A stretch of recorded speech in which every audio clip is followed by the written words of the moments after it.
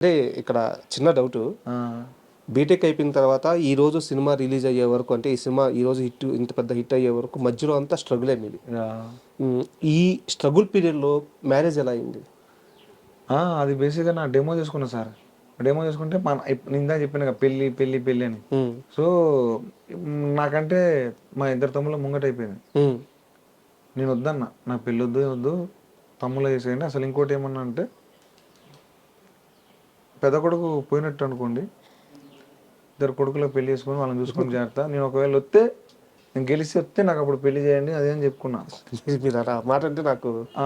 నాకు నిజంగా, కన్నీళ్ళొచ్చాయి. నిజంగా సార్. నాకు అంటే ఆ పీరియడ్ అట్లా సార్ అది. మీకు ఎట్లా అంటే చెప్పాలో అర్థం కావట్లేదు.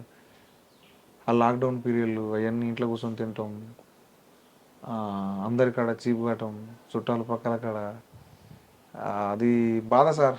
అదంటే ఇన్ని సంవత్సరాలు మళ్ళా లాక్‌డౌన్ ఇట్లాంటి బోనస్ వచ్చేటియి. సో, అయన్నీ అట్లా అనిపిచ్చి అప్పుడు మా అమ్మకి చెప్పినమ్మా వాళ్ళిద్దరే అనుకోవే.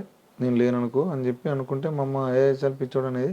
ఆ తర్వాత మా నాన్న ఇట్లా కాదు వీనికి పెళ్లి చేత్తే పోడేమని చెప్పేసి అనుకున్నాడు.